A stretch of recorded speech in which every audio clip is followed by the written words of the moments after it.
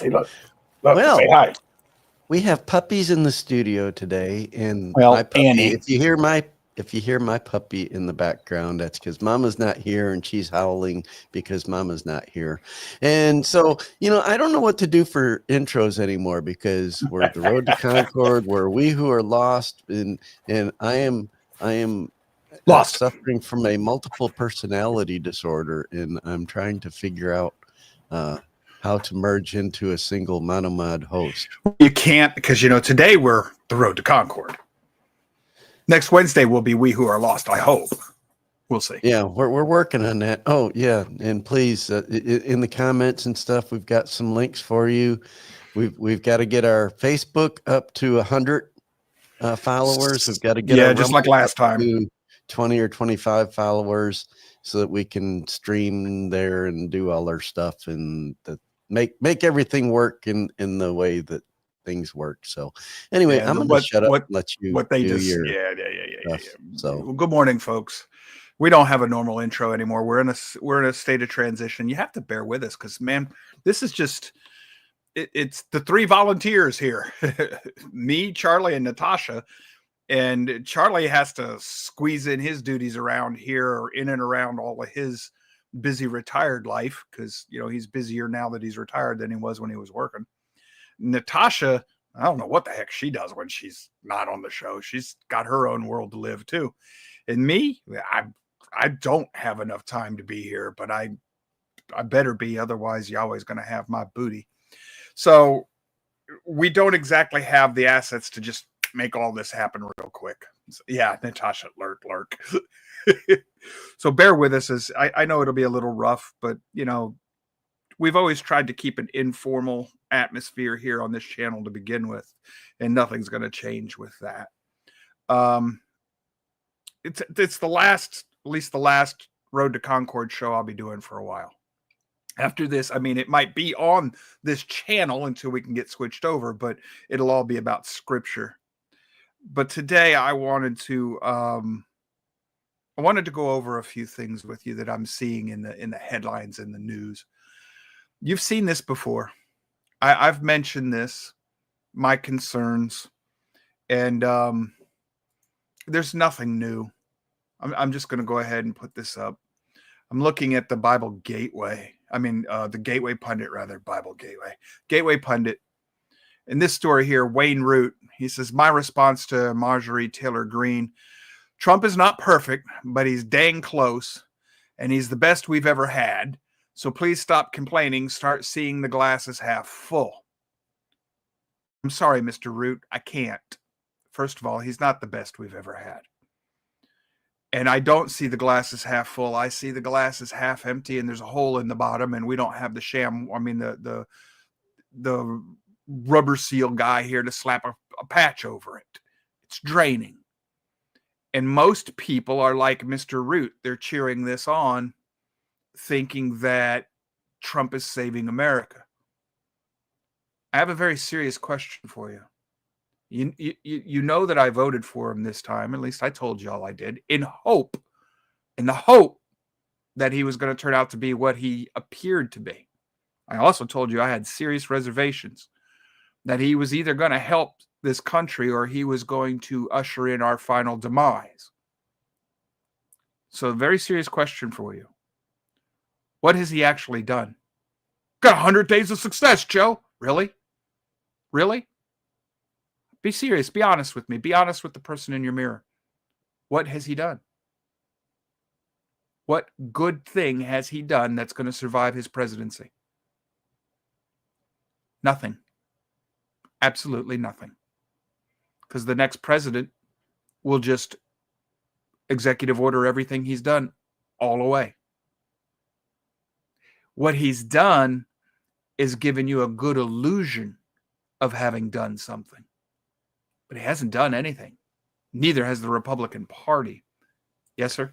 He's cleaning house, Joe. He's sweeping it up, and he's getting it all clean and tidy and wonderful so that when he leaves, the 7 more evil demons will come in. And more done. So than you realize, too, brother. Let me tell you. Because when he's gone, we're going to get... Anyway, here's a case in point.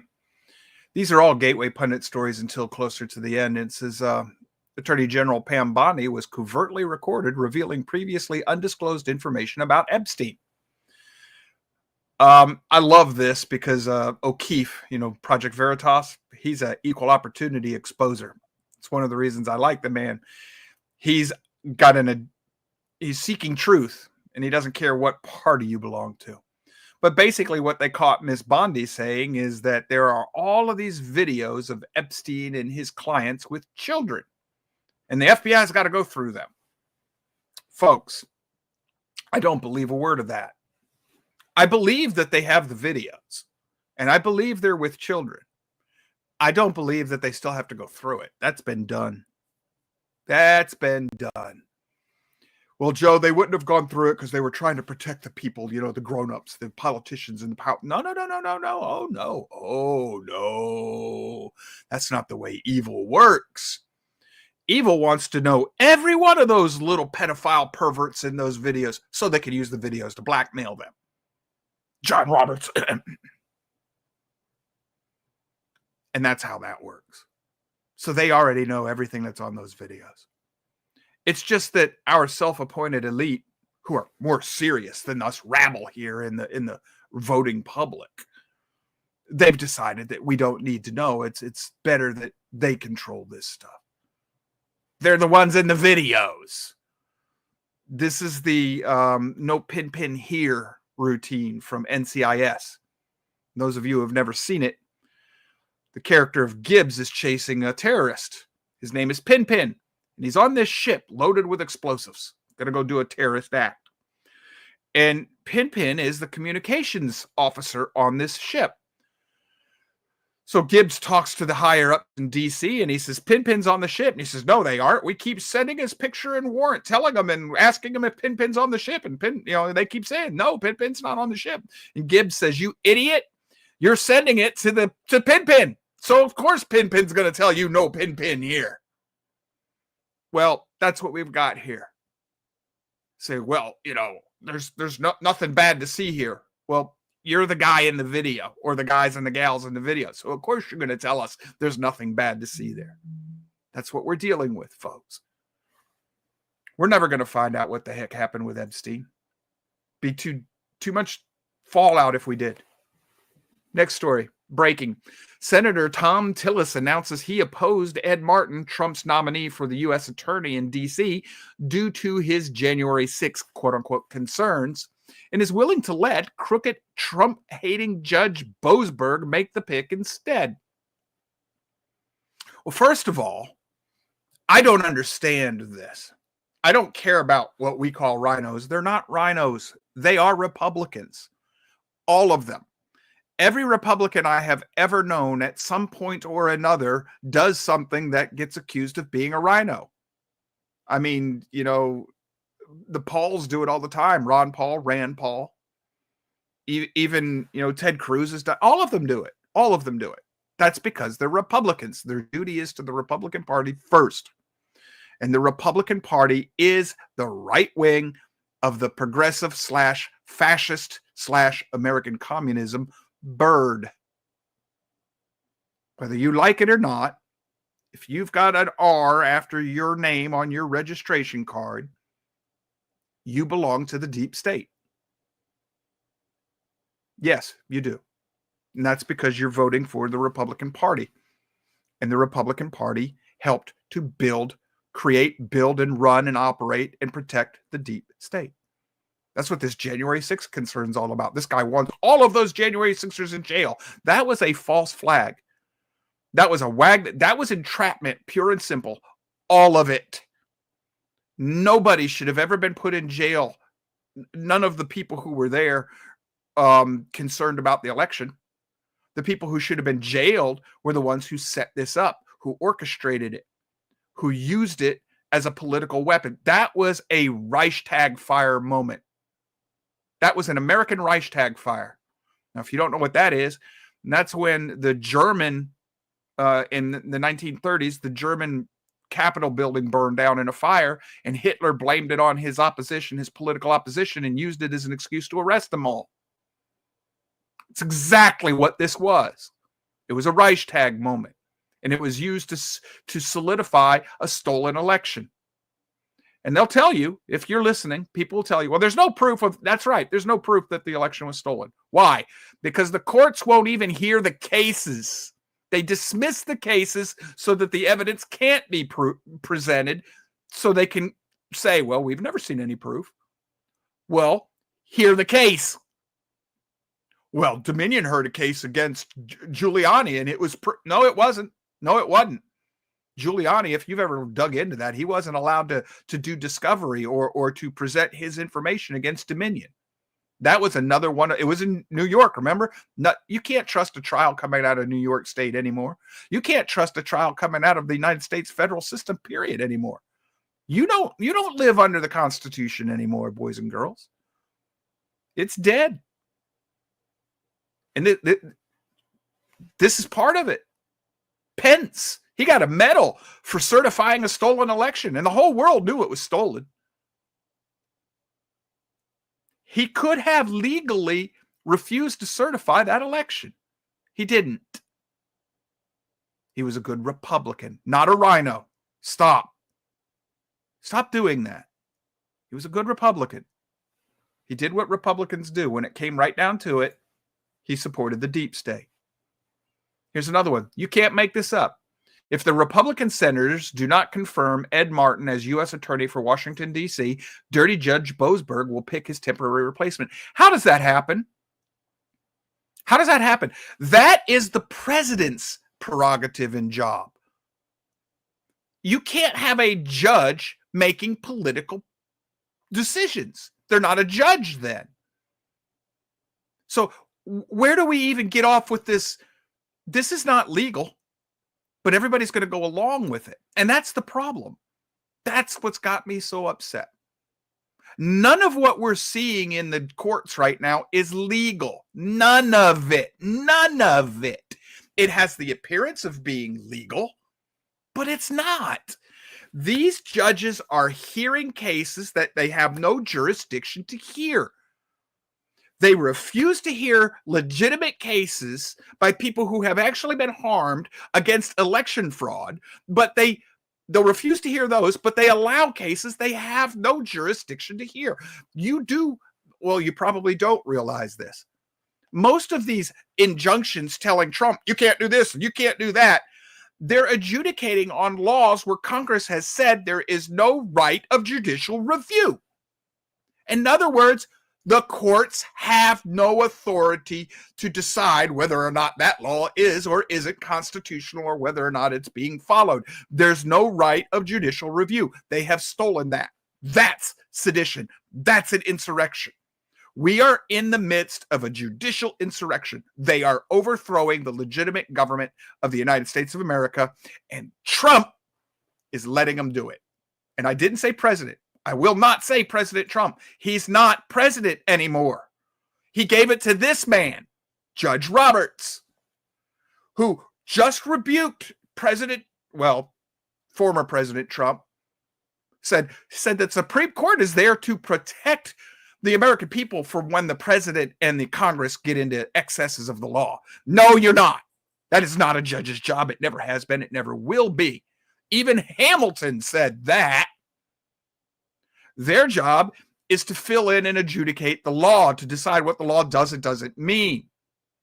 If the president or Congress gets out of hand, that's for the people to put back in check through their elections. This man has stole the presidency. And he has said it's their job, it's the Supreme Court's job to make sure the president doesn't do anything he shouldn't be doing. Well, where in the bleepity bleep bleep bleep bleep bleep were you, Roberts, the last 4 years under Biden? Well, I guess that's okay. If you're senile and worried about your ice cream while other people are running the country using your auto pen, totally unconstitutional. That's okay, according to Roberts. But we can't have a president who is trying to enforce the letter of the law. That's not okay. Now, here's the thing I want to know. This man can be arrested anytime Trump wants to. He doesn't have to be impeached now. I don't have to impeach him. I can leave him in his seat. He can be Chief Justice of the Supreme Court, but he can still be in jail. I'll just let you be in jail in the Supreme Court. He won't be able to attend any hearings, so he won't be able to vote. So what big deal? He can be arrested right now for subversion and sedition. That's what this is. He's just committed a high crime. And even if you tried, yes, Mr. Quest, will do, Patrick.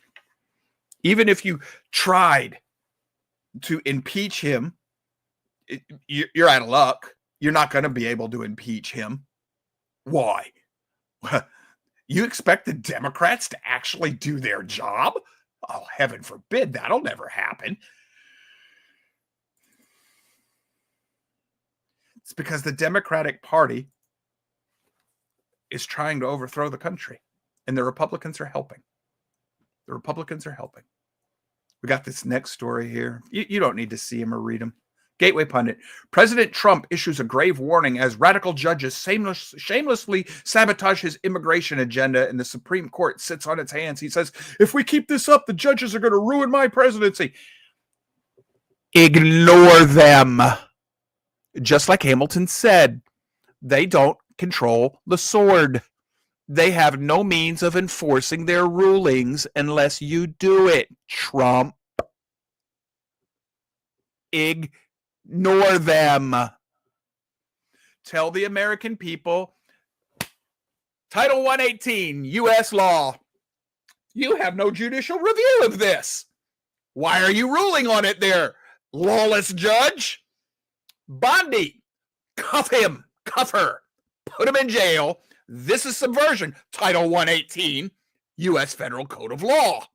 That's subversion. Meets the definition. In jail you go. Oh, Trump, you're putting your political opponents in jail. Well, that's okay. It was all right when Biden did it, so I'll do it too. Good for the goose, good for the gander. Oh, Obama, cuff him. Elections have consequences. Meh. Unless, of course, you're a Republican, in which case the consequences are, well, we need more Republicans. Look, we got slim majorities so that we're never going to be able to pass anything. Even if I give you 100% Republicans in the House and the Senate, and I give you the White House, you're still going to be more socialist, leftist, progressive, Democrat than ever before. You always do. We gave you those super majorities under W, and you passed the biggest spending budget in the history of the country. Every time we do this, the Republicans out-Democrat the Democrats. So quit. The operational definition of insanity is to keep doing the same thing you've always done, promising yourself that this time it'll be different. I have come to the conclusion that Republican voters are just as insane as Democrat voters because nothing ever changes with you folks. You keep with the same old song and dance. You and the Democrats. I can tell you what's going to happen before it happens, and Trump is no different. The facade is just different because here's where you go. Showdown. Under threat of contempt, Florida Attorney General rebuffs Obama judge's order to stand down against arresting illegal aliens. And the governor backed him. The governor and the Florida Attorney General both told these judges to pound sand. And guess what happened? Wah, wah, wah. Nothing. The illegals are going to getting arrested and getting deported. Nothing happened to the Attorney General or to the governor. Even if they charge him with contempt of court, what are you going to do? Bailiff, put him in jail. The governor says, oh, no. You touch him, bailiff, you go to jail too. Well, you can't. Yeah, I do. You work for law enforcement. That's the executive branch. I'm the head elected executive. I'm telling you, I don't care what the judge says. I'm your boss. I can actually fire you. Well, no, I'm a sheriff. I was elected. Guess what? The governor can override those things. So just fire the sheriff who does that. Florida is actually paving the way with a lot of this. Nobody's paying any attention. Why? Because it's leadership, real leadership, showing you what to do and how to do it. Oh, we can't have any of that. For a long time, I've told you before about that time I heard Rush Limbaugh castigate a seasoned citizen on his show in the 1994 elections. Pretty sure it was 94.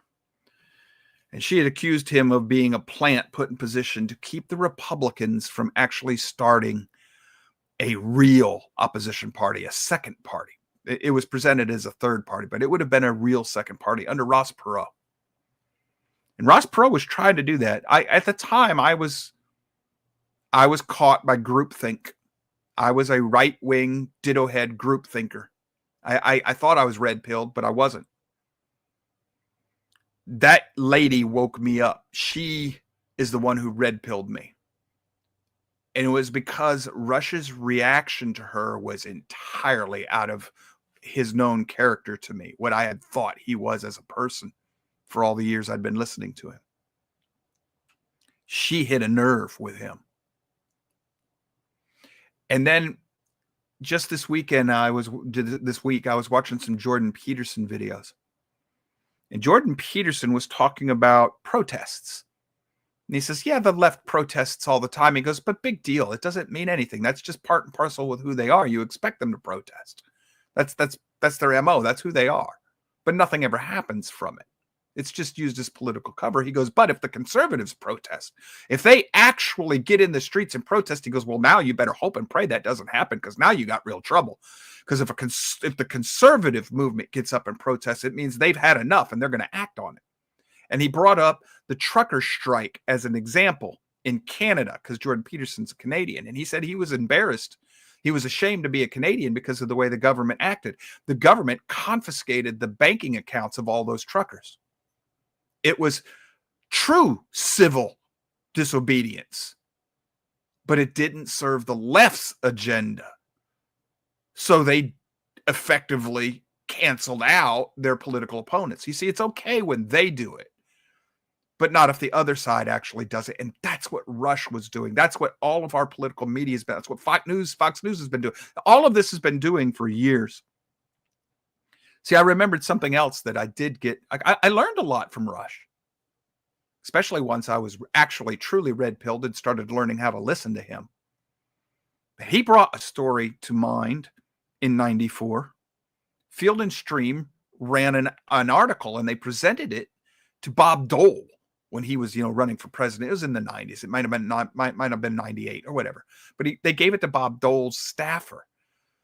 And what it said was that the American people would not support confiscation of their weapons, that they would revolt.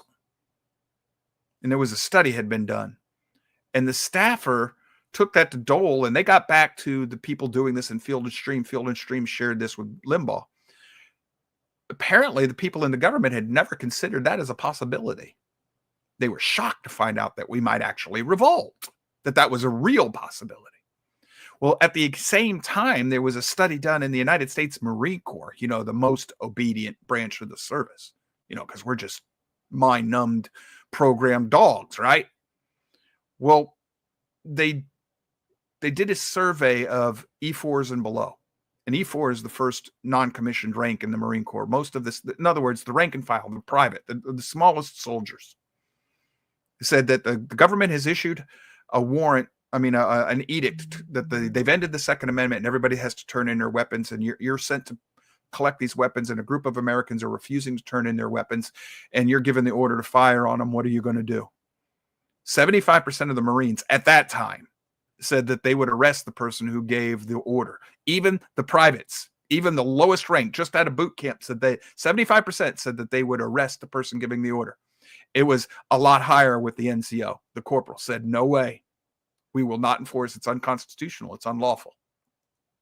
This shocked our government. You don't hear a lot about it. You got to dig for this. But they realized that they had a problem they still had to take care of.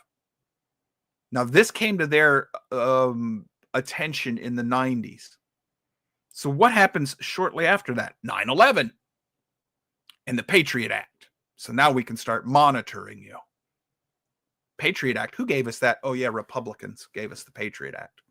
Rush Limbaugh even helped sell it. They gave us NAFTA, which, that was free trade for Mexico and Canada. They still had tariffs on our stuff, but we had none on theirs. It was free trade for them, not for us. That's the way these free trade agreements always work. Well, they're developing countries. They need our help. That's the excuse. These free trade agreements, it's the same thing, and the right wing pushes this. It's free, it's free, it's free. It's the same thing. Look, man, you've been programmed just like the Democrats. Don't go by the name of what they're calling it, free trade. It ain't free trade. Never. The name of what they're doing is never what they're doing.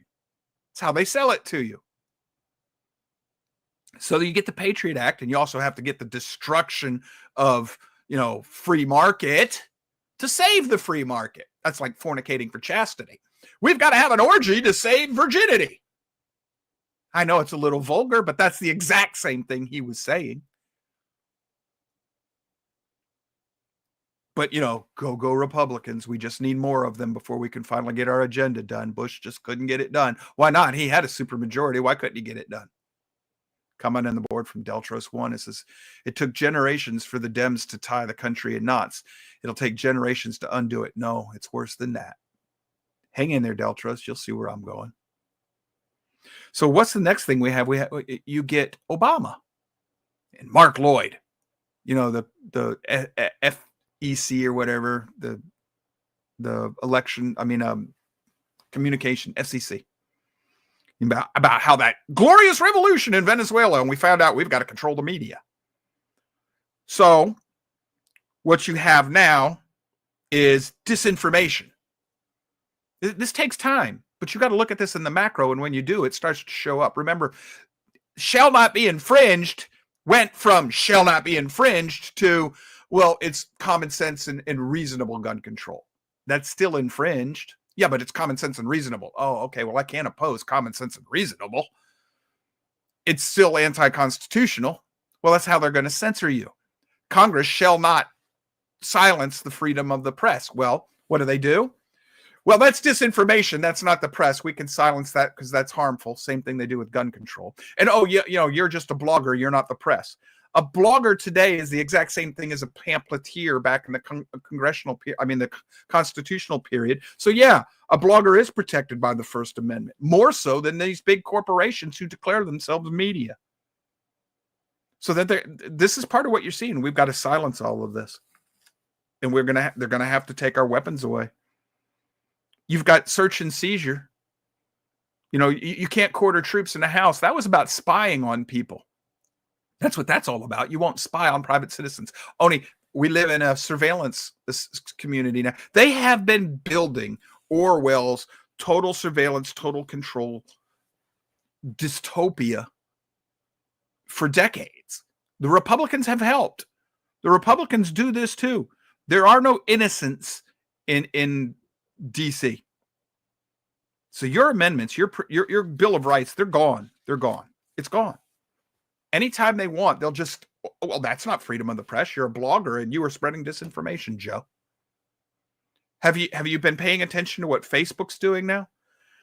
And even your cell phones. Your cell phone companies have come out and said that they're going to start blocking and filtering your text messages if they decide it's disinformation.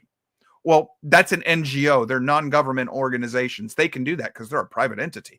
Government couldn't do that. Well, who the heck do you think told them to do that? Government.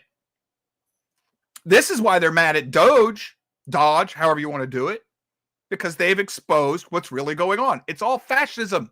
It's fascism. Well, Joe, we're not a fascist country. Have you looked at the two fascines behind the Speaker of the House in the Capitol Rotunda? They're fascines. They're bundles of reeds with a blade on them. Folks, that was the symbol of fascism under Mussolini, the man who gave it the name. And then there's the eagle in there. Fascism. We've been a fascist country for a long time, since at least Woodrow freaking Wilson. Probably actually started under Teddy freaking Roosevelt.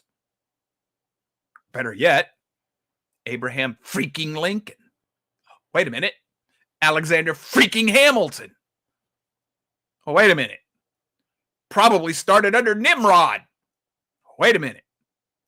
I think I could take this all the way back to a snake in the garden. Yeah, Natasha, you can't keep up, can you? This is creeping incrementalism. It's infiltration. You must remember that Orwell said, if you want to see the picture of mankind, the future of mankind, just picture a boot on the neck of man forever and ever. Amen. That's the problem, folks.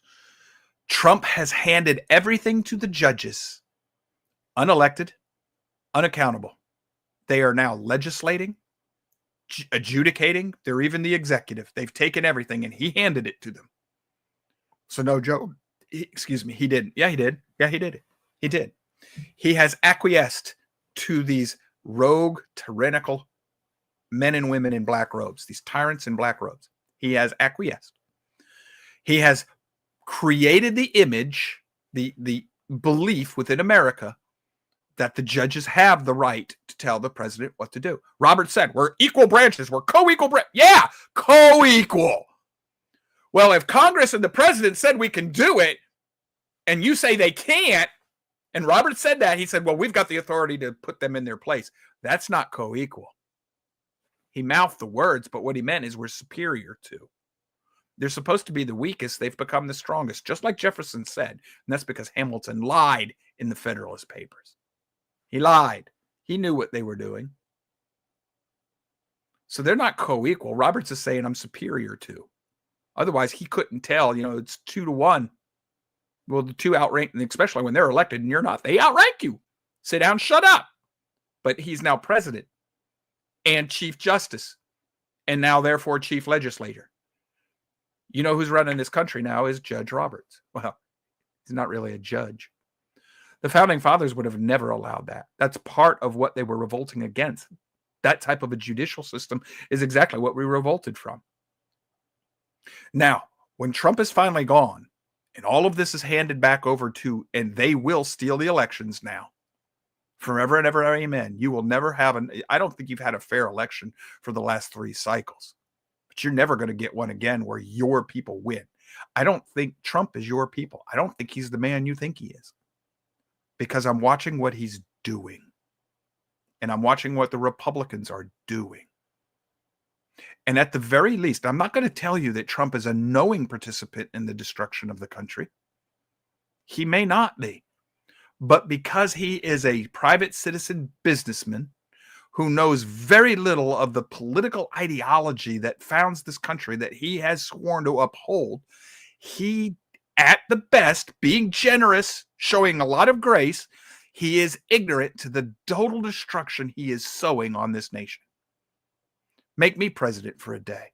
I'd arrest every one of these people. I would declare the entire deep state apparatus to be in insurrection. I would declare martial law across the country, and I would outlaw them as an enemy combatant within the country. Well, Joe, you'd cause a civil war. So be it then. Joe, a lot of people will die. A lot of people are going to die if you continue the way you're going. They're just not going to die in the bloodbath on a battlefield where you have a chance to actually win a victory. They're going to die because they're denied medical care because it's too expensive, or because they're forced to take a jab that kills them 2 or 3 years later, like that lady at Fox that just falls over while she's live on the air. I'm old enough to remember that never happened before the year 2000, before 2020. It's a regular occurrence now if you're looking for it. The media won't show it to you. You need to go hunt for it. Go look up. Go to BitChute and look up how many people have passed out on the air. Or how many... If you're old enough to have a memory and you haven't memory hold your world before 2020, how many healthy, in their prime young men have fallen down dead of a heart attack on the sports field? None. Not unless they were hit in the chest with a baseball or the crown of a helmet. It never happened. It happens regularly now. What happened? 2020 and the jabs. Oh, wait a minute. Who gave us the jab? Oh, yeah, that's right. No, not Fauci. Trump. Who gave us the lockdown in 2020? By the way, folks, that was the Great Reset. Oh, well, the New World Order. No, the Great Reset's already done. That was 2020. Nothing's been the same. I told everybody at the time, I'm on record with this. I told everybody, you're not going back to normal. That was the Great Reset. You have to be able to see things live as they happen. That takes a change of mind. That takes a real pulled out of the matrix, red-pilled woke individual. You have to change the way you think. You have to get off your center to see this. I see it. Not as clearly as I'd like, but I see it. That was Trump. I was thinking about this before the show. Nearly every major catastrophe that has befallen our system since 2000 has been forced on us by the Republicans. Even Obamacare is a Republican thing because it could have been stopped, but we didn't stop it. President Roberts, changed it in the middle of the night, changed his ruling, turned it into both a tax and, he changed the legislature. Well, he's not allowed to do that. He can either let it stand or cut it all down. He edited it. He line item vetoed it. That's an authority that the president doesn't even have. Wasn't he a Republican nominee? Yep. The Republican Party, if you're conservative, if you care about the rule of law and order, the Constitution, the Bill of Rights, the founding of this nation as it was supposed to be, your greatest traitors are not the Democrats. They're straight up satanic evil, and they strut right down Main Street naked as a jaybird. They don't hide it anymore.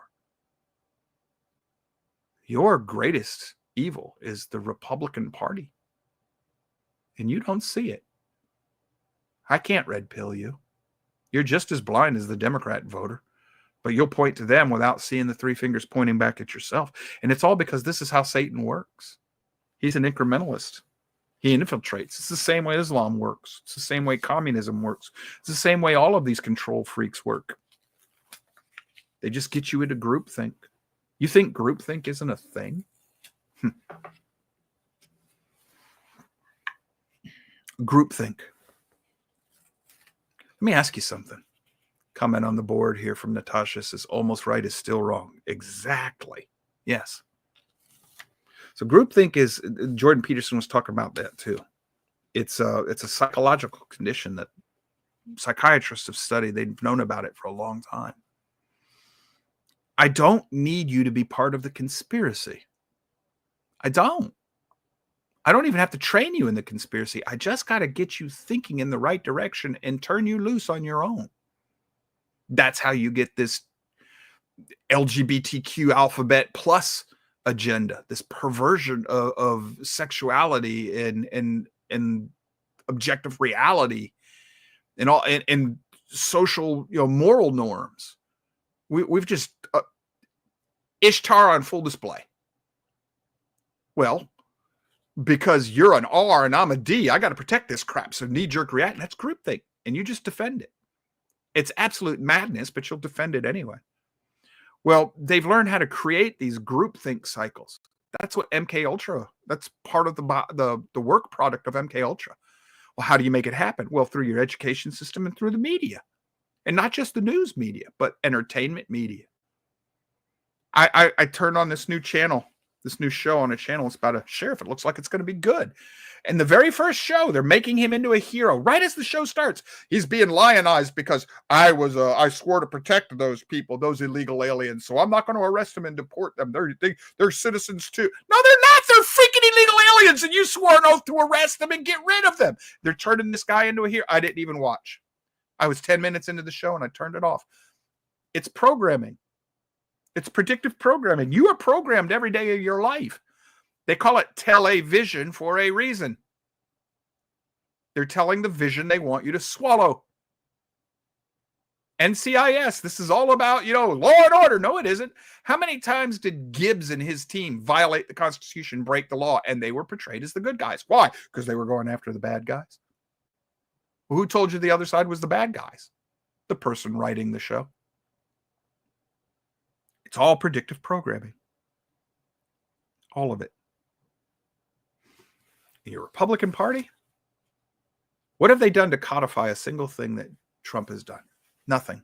Natasha says, no wonder there are so many cop shows. Yes. Same thing with hospital shows. How many hospital shows do you see where they triumph and champion and make a hero out of the doctor or the nurse who assists in suicide in the name of mercy, or abortion in the name of, well, it's just better for you?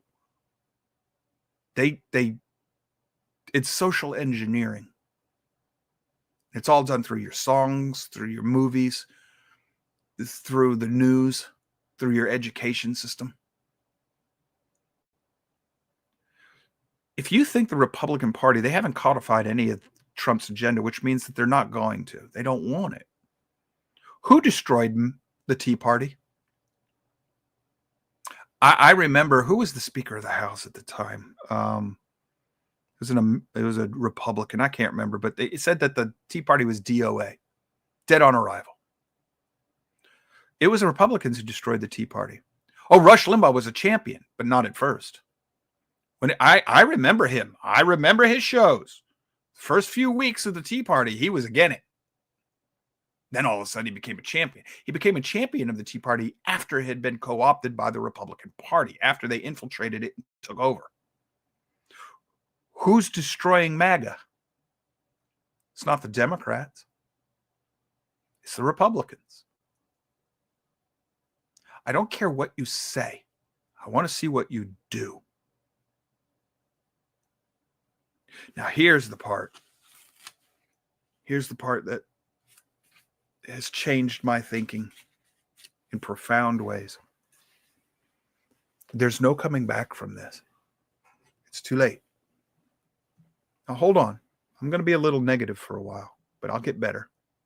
At least for some of you, it'll get better. For others that are of a different mindset, well, you're going to be without hope. We're done.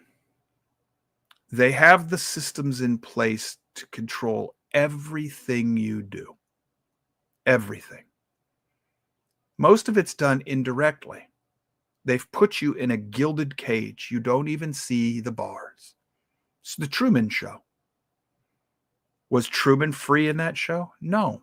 They controlled everything he did, and he didn't know it. There's another case where the movies are telling you the truth. You're just not seeing it because you're not looking at it that way. Once I made this switch in my mind mentally and started looking at things the way I've been looking at them for a couple of years now, just about every TV show I watch nowadays, if it's been produced since 2000, it's telling me what, TV movie, it's telling me what's really going on. I gotta look different. If I look at the surface, I see one thing. If I look deeper, I see the hidden hand behind it, the demonic hand behind it. It's like the parables in the Bible. If you look at the surface, it's oh, that's a cute, quaint little story. You look deeper, well, there's a message about the Christian life, the Christian faith. If you look even deeper, there's a message about the gospel, the kingdom. All of those parables have three different levels of, one of them for the people who don't care. One of them for baby believers who sort of kind of are playing religion. One of them is for those who are really chasing after Yahweh's heart. Well, that's what's happening in our world. And we've been locked in a cage that we cannot see. Most of us can't see it. You remember in the Matrix, you got all those little lines of the programming and everything, and the guy behind it says, well, I see everything now. The average person doesn't see anything. It looks like white noise. It's got no patterns in it.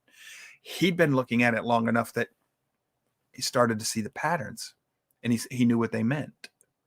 It's a metaphor. It's a way of talking about what's really going on. I've learned to look for the patterns, and once I see the patterns, I know what's behind it. What the different patterns are, I know the different spirit that's behind that. So if I was president, why would I throw us into a civil war? A bloody, shooting, hot civil war. Why would I do that? In the hopes of saving something worth salvaging on the other side. I know enough about human nature. I know enough about politics, and I know enough about history especially social collapses, to know that we are in a societal collapse. Our nation is failing. Just like, oh, well, we're different. We're a republic that'll out. No. We're right at the point where all republics tend to fail. And we're doing that. We're already gone. We're a dead man walking. Nobody sees it. I would throw us into a hot civil war for one reason. Same reason Jefferson said we should have a revolution every 20 to 100 years or so. To revitalize the spirit of individual rights and liberty. To purge ourselves of the evil that lives amongst us. The secular humanism. The apostate, deviant religions. And I'm not talking about a Christian war. I'm talking about, if nothing else, natural law, natural rights. Something that all of us should be able to agree on. But if you're not willing to remove the evil from amongst you, then evil will win every time. That's why the death penalty was in the scriptures, so that you remove the evil from amongst you. If you invite the evil in, even if you think you're putting it in prisons, well, I'm putting it in the prison, the evil is still there. And then it permeates and sloughs on to the people who get out of the prison because they were only there for a short time. And now that one evil person created 6 who got paroled or into the world. They make 6 more each. So now I've got 36 evils. You send a few of them to jail. The cycle repeats, rinse, repeat, recycle, and evil permeates the whole country. And then eventually you get evil into a political party that's walking naked down the street, full-blown evil, and they are releasing rapists and murderers and criminals and importing them using your tax dollars. And when you try to do something about it, the black robes say, oh no, those are citizens. No, they're not. They're illegal. They were brought here illegally, even in some cases by the government using taxpayer money. That's an attack on the American people. They're trying to dilute this nation with a flood of people. A flood. Biblical language, folks. I'm deliberately using it. Why? You are staring at the beast of Revelation, or at least one image of it, and you don't see it. Most people don't. Most people don't see it for what it is. And if you go look, what is the beast in the book of Revelation? Be 90 million bazillion people telling you different things. Every one of them has a different interpretation. So why should anybody listen to me? The last person that I encountered who read the Bible and let the Bible tell him what the beast was Ellis Schofield. He was called home in 2014. He's gone.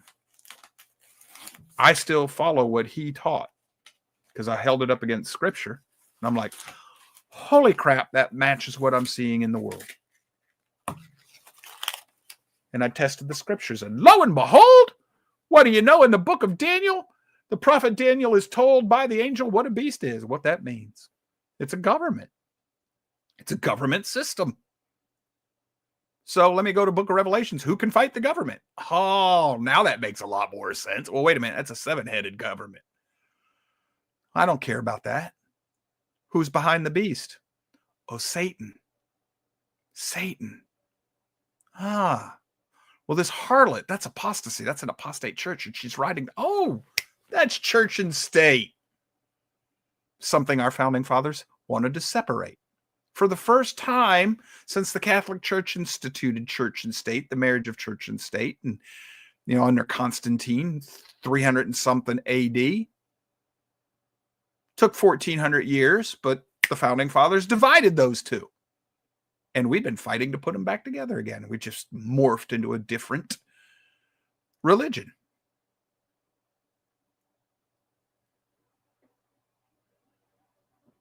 I can't see what I once saw. I don't see it anymore. I don't see government the way I did anymore. I see things like this. Colorado Democrat Senator Chris Colker mocks Christianity.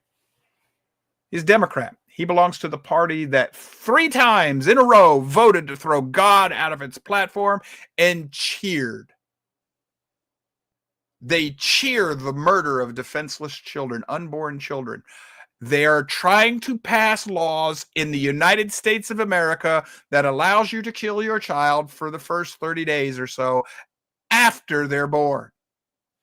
Barack Obama defended the right to take a child who has been born and leave them in a room that nobody's allowed to go into until they die. That's murder. But they considered that, well, they didn't want them, so as long as I do it right after the child's born, just let it starve to death or die of exposure. That's evil. That's evil on a level that's straight out of the Bible. That's Sodom and Gomorrah level evil, if not worse. That's Moloch worship. And the Democratic Party champions it, and so do the Republicans. So do the Republicans. Well, we've got to moderate our stance on this murder of the children, otherwise we won't get voters. I don't give a rat's rip about the voters if it comes to doing right versus doing wrong. And now we've got people arguing that there's no such thing as morality. It doesn't exist. Really? Then why are you preaching to me about what's good and bad about anything in the world? If you're going to tell me on one hand morality doesn't exist, then I don't want to hear you preaching about racism or sexism or, oh, well, you've got to let me be an LGBTQ whatever, or I don't want to hear any of that crap, because that's morality. It's a perverted morality, but that's what that is. You tell me it doesn't exist, and then you push it on me. And then I'm the one who gets punished if I refuse to accept your perversions. I thought you couldn't legislate morality. Folks, that's all laws are, is the legislation of morality. That's a nice little saying that everybody loves. Well, you can't legislate morality. Really? That's the exact same equivalent of saying I can't, I can fornicate for chastity. That's exactly what legislating for morality is. It's straight out of the Bible. Straight out of the Bible. Why do I need the law? I need the law for those who are lawless, to punish them. The lawful don't need the law because they obey it anyhow. So why do I need the law? To punish the people who are immoral. Got another one for you. Get rid of this one. Go here. It's not a fairy tale. Science is proving the Bible's supernatural claims. This is off the Blaze. It's a pretty decent article. Of course, this isn't nothing new. If you keep up with the latest discoveries in science, you know that they've been proving the Bible for a long time now. Here's another story in the Blaze. Globalism has betrayed us. God's design reveals the righteous solution. Defending American industries is not selfish. It's biblical stewardship. That's actually true. It's actually true. No, not there. Got a few others for you I want to show you that I've been seeing that have me greatly concerned, but I've got to move the links over to the screen so I can get them up here for you. So just give me a second. I'll get this done. But I can't see things the way I once did. I don't really give as much concern for the politics as I once did, or the rule of law, or the theory of law. None of that concerns me anymore, because I honestly, sincerely think that time that we could have done anything about it is gone. It's over with. It's dead. Drag group mocks Christianity, hosts trans Easter event for kids with, quote, hunky Jesus and Foxy Mary contest. Blasphemy. Blasphemy. Islamic terror attack on tourists in a resort town in India leaves at least 28 dead, dozens injured. Terrorists allegedly check IDs to target non-Muslims. They're also doing this in Syria now that we've let them have control. The scriptures talk about the two-horned beast like a lambkin that speaks like the dragon. It's an apostate church. It's the Catholic Protestant Christian church that brings the wounded beast back to life. That beast is Islam. I'm convinced of this. And if you've never been in any of our prophecy teachings about the book of Revelation, book of Daniel, I am absolutely convinced that that's an accurate reading. So how do I interpret that prophecy without having to jam any pieces into place? Did he or did he not say that he was a Christian? Obama. Did he or did he not claim to be Christian? Yes, he did. Was he not supposedly the president of a nominally Christian nation? Yes, he was. Was he not supposed to be leader of the quote unquote free world, the Western world? Yes, supposedly. Isn't the Western world supposed to nominally at least be Christian? Yes. What happened in the Arab Spring? Obama, working through the CIA and our intelligence communities, set the caliphate back on its feet and in a path toward creating a caliphate. He started importing Muslims. He put Muslim Brotherhood into our intelligence communities, into our spy networks, into the government.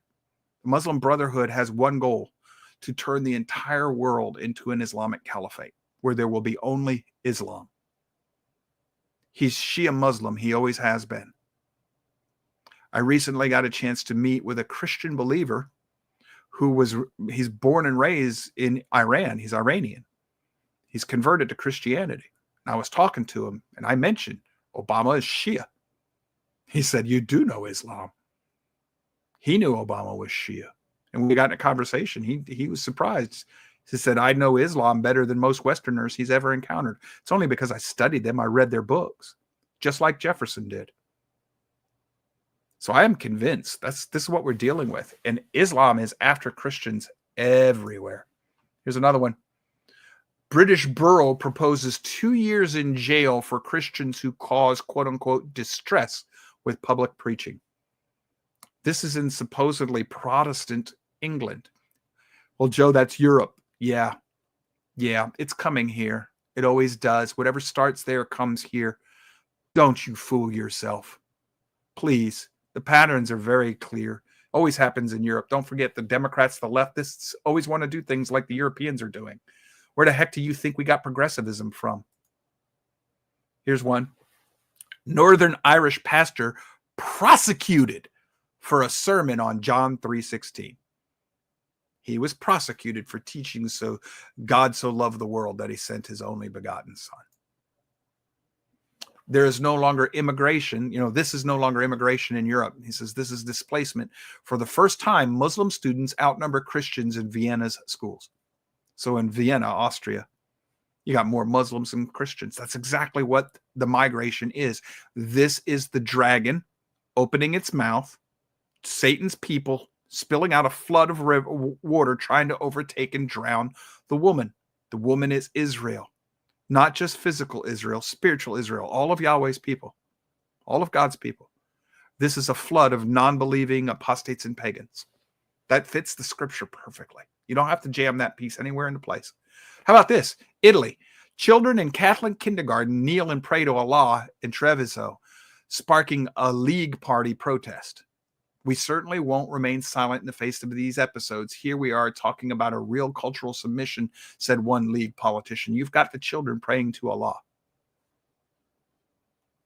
They're Catholic children in a Catholic school. We'll say, Joe, that won't happen here. You're right. Already has, though, in California over a decade ago. More. There's a school district in California that not only made the children keep Ramadan and fast, they had to take on Arab names, dress like Arabs, and pray to Allah 3 times a day while they were in school. And they had to eat clean.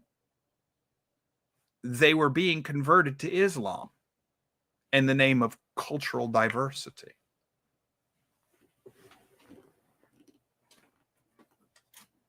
The documentation's right in here. Original Intent by David Barton. He gives you the stories. It's not the only one. There's bunches of them throughout the country. Yeah, it won't happen in the United States. It already has, and it happened here. It happened here before it happened in Europe. How about this?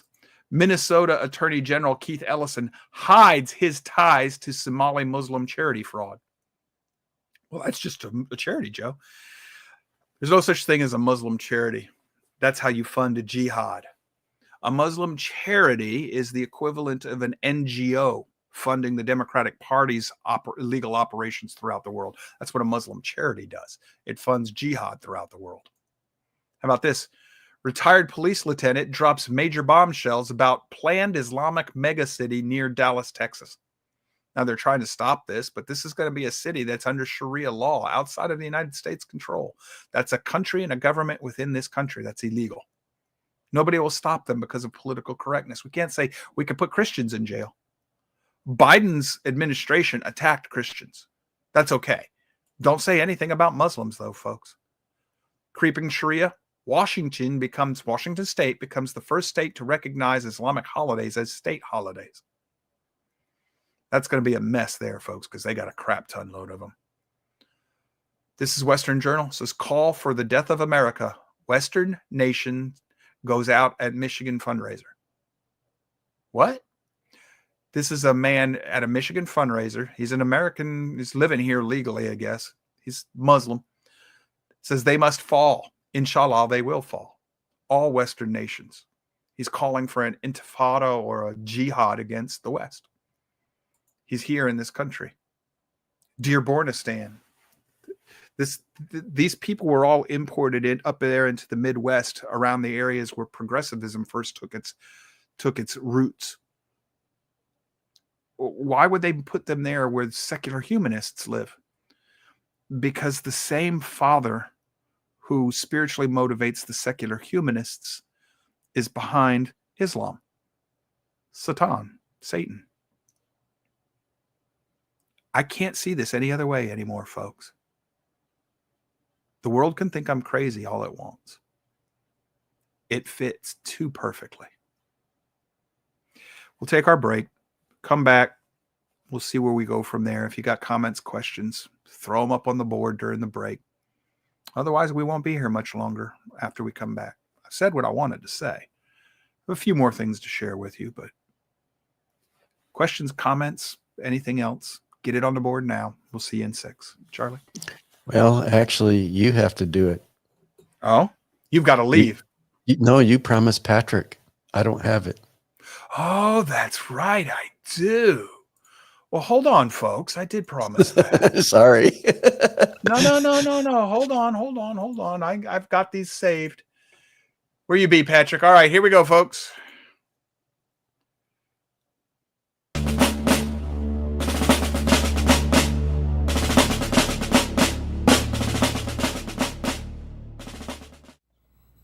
Gentlemen, there is no longer any ground for hope.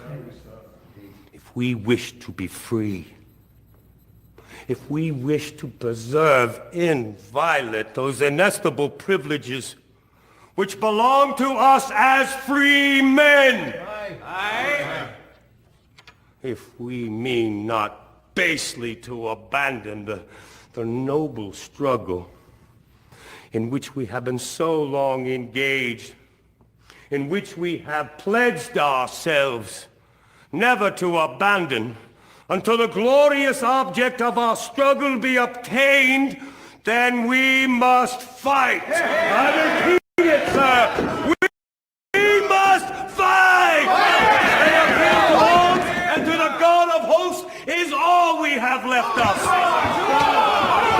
Arms, Mr. Henry! What arms? We're weak, sir! They tell us, sir, that we are weak, unable to cope with so powerful an adversary. But when shall we be stronger? Will it be the next week? Or the next year? Will it be when we are totally disarmed and the British Guards be stationed in every house? Shall we acquire the means of effectual resistance by lying supinely on our backs, hugging the delusive phantom of hope until our enemy hath bound us hand and foot? Sir, we are not weak if we make a proper use of those means the God of nature hath placed in our power.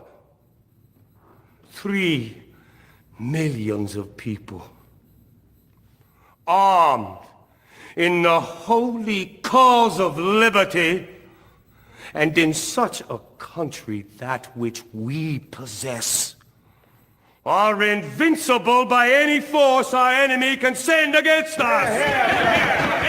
Besides, sir, we shall not fight our battles alone. There is a just God who presides over the destinies of nations, who will raise up friends to fight our battles for us.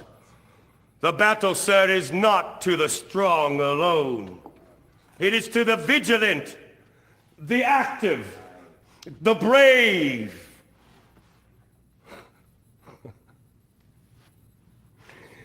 Besides, sirs, we have no election. Should we be base enough to desire it, it is now already too late to retire from the contest. There is no retreat, but in submission and slavery. Our chains are forged, their clanking may be heard upon the plains of Boston. The war is inevitable, and let it come. I repeat it, sir, let it come! Mr. Henry, we speak for peace, sir! It is in vain to extenuate the matter. Gentlemen may cry, peace, peace, but there is no peace. The war is actually begun. The next gale that blows from the north shall bring to our ears the clash of resounding arms. Our brethren are already in the field. Why stand we here idle? What is it that they wish? What would they have? Is life so dear? Or peace so sweet as to be purchased at the price of chains and slavery? Forbid it, Almighty God!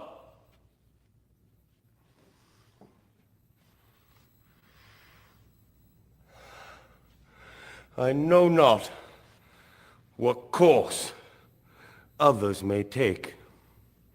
But as for me, give me liberty, or give me death!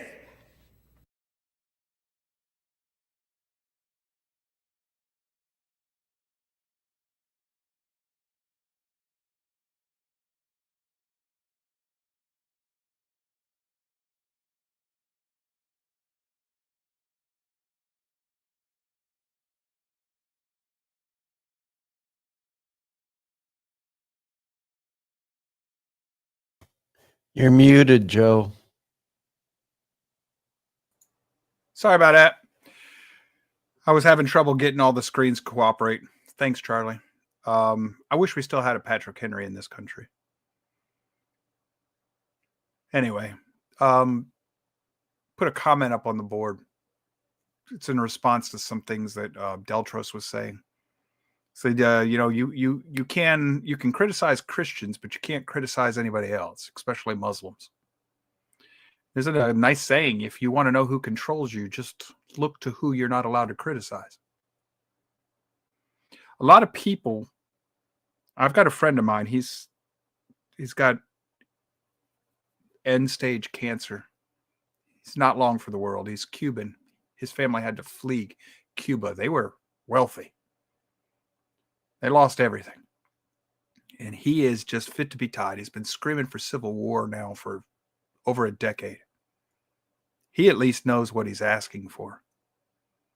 The problem is that requires a government if you're going to do it lawfully. And if you don't do it lawfully, you don't appeal to God to help you. Yahweh's not going to help because he doesn't help lawlessness. That's the side of Satan. So you have to have a government, and we're not going to have a separatist government because we don't have the leadership. The only place I see in this entire country that might do something like that is Governor DeSantis. And I think he's just really, really good at playing the Republican game. Otherwise, he wouldn't be a Republican. The party would have purged him. Go back to Patrick Henry's speech. To whom did he appeal? To whom was he trusting for the success of what he advocated? The God of Abraham, Isaac, and Jacob, the God of the Bible, Yahweh. Today, we invoke the founders' names, those of us who are like-minded. Got to go back to the founding ideology. Most of us don't even know what that is. Can't be bothered to look it up. I was surprised at some of the things I found. In some areas, the founders were what we would call progressive. They believed in taxes on the wealthy more so than the poor. They just believed in doing it in a way that was fair to all, but they did believe in it. They believed that if they're anti-libertarian. If you didn't want to pay your fair share in the taxes, they wanted you to leave. They said, just go on out there and live with the barbarians. Good luck. Benjamin Franklin said, if you're not willing to pay your club, meaning your fair share, then depart from civil society. So we invoke the founders all the time, but we don't want to employ their example.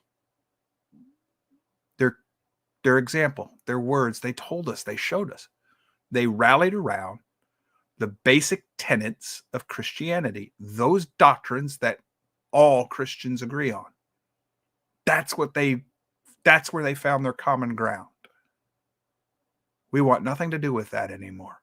And yet, somehow or another, we want to invoke their name and their legacy and expect a second fulfillment of the miracle they pulled off. We are a bunch of naive, self-deluded fools in this world. Let's see what we've got up here. Put it back up. You got to it before me. Deltros says, the issue with the Civil War is that our enemies abroad would take advantage in conquering us outright. But I guess it's better to die on your feet than live on your knees. Maybe. But an attack from without has a way of galvanizing those from within too, Deltros. But perhaps we need to be living on our knees, and that might be the solution. Yeah, folks. Which is why this is the last political show I'm going to do for a while. I have been convinced to figure out how to keep both channels. I'm going to keep the Road to Concord and the blog page for political commentary, and I'll keep it active. If you're following the Road to Concord, the blog page, you will see political blogs from time to time. And I'll try to keep it down to the ones I think that are actually important.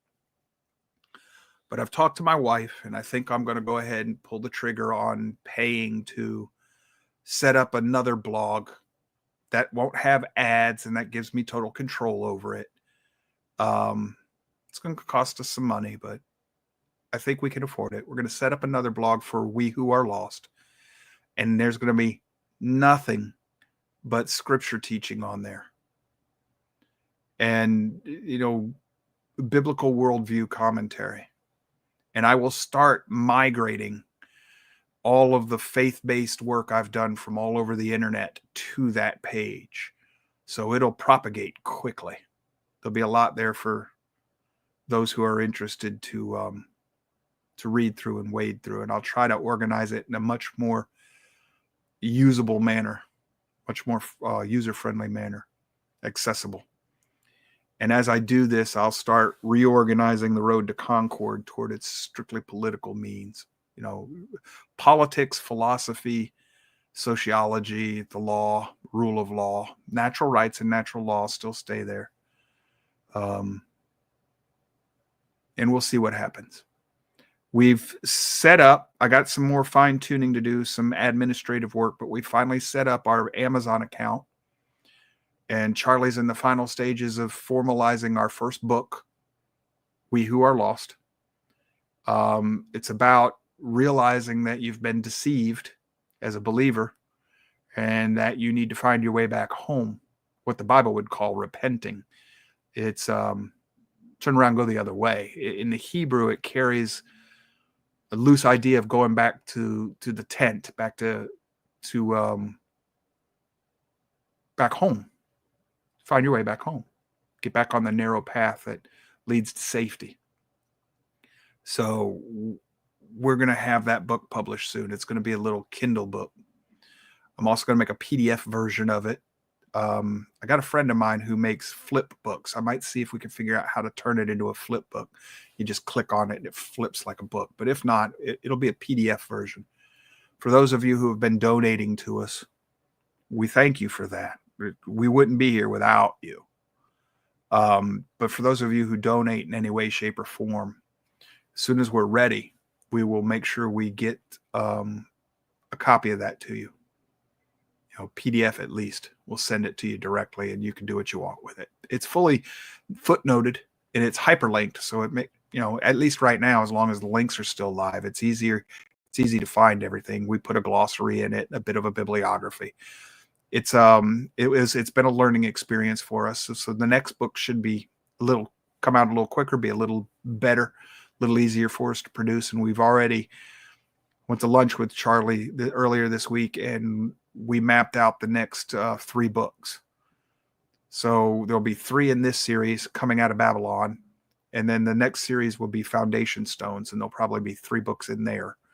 They're all right about 100 something pages. They're short. They're meant to be easy reads. They're all going to be meant to help people prove to themselves that what we've been taught in our quote unquote Christian churches, Catholic, Protestant, a lot of it is based on the teachings of man. And there's a lot of syncretism in there. And Yahweh condemns both. Jesus condemned both. Syncretism, pagan practices in your worship of Yahweh, of God. That's a no-no. He calls that an abomination. You shouldn't be doing that. So we're going to help you prove to yourself that this is true, and that if you actually are seeking the God of the Bible, the Elohim of the Bible, you got some work to do. And one of the hardest things, the 2 hardest things, is going to be to unlearn everything you've learned your whole life, and then to figure out how to handle the pushback you're going to get from your family and friends, your loved ones, because that's where it's going to come from the worst. And Yeshua, Jesus, told us that would happen.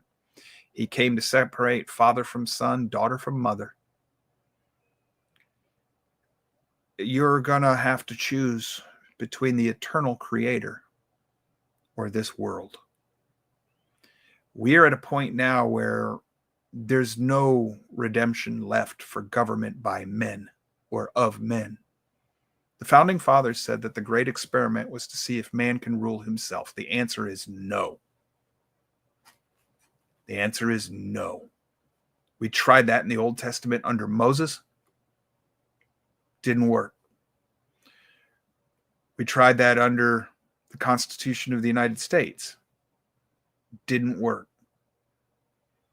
The only hope for humanity is return of the Messiah and his Father righting all the wrongs in our hearts, removing the evil from this world, the sin, and our desire to sin. Pretty much purge us of our free will, or at least bring our will in alignment with his, because we want to. That's probably what's going to happen somehow. I don't know how that works, but and that's because you can't love the Father or the Son if you don't have free will. That's a non sequitur. It's a contradiction. It doesn't work.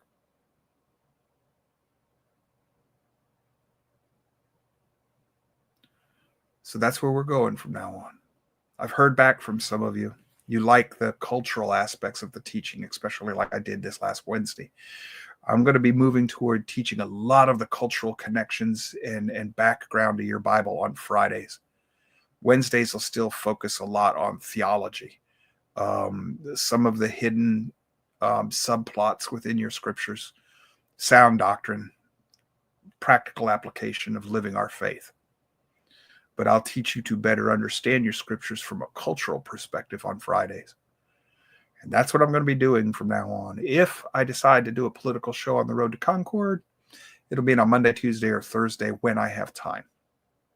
So you'll have to be watching either on our Facebook page, the Road to Concord, or on the blog page for the notifications when I schedule a show. For those of you who are going to stick with us when we start doing everything with We Who Are Lost, we're going to need your help. We need 100 followers on the Facebook page before we can throw the show to Facebook. And we need at least 25 followers on the Rumble channel before it'll become visible to search and before we can start working with it. We've put the links up in the comment section here. It's also in the comment section on Rumble. We put it up on our Facebook page right now, the Road to Concord's Facebook page. All we're asking you for there is to just go click the follow buttons, the like and follow buttons. Please. It's free. Take you a couple minutes of your time at the most. You don't ever have to watch. It just helps us get the show going. I guess in a way this is growth, because we're going to hold on to what we've started here. But I've just got to go in this direction. It's where I'm pulled. It's what's feeding me. And in conjunction, I've made the decision to start letting go of a lot of material things in my life that I realize now for decades have been stumbling blocks in my way. So there's a lot of stuff in here that I don't need to run my business. They're just nice to haves. It's like, if I'm running a jewelry store, I don't have to have any jewelry of my own.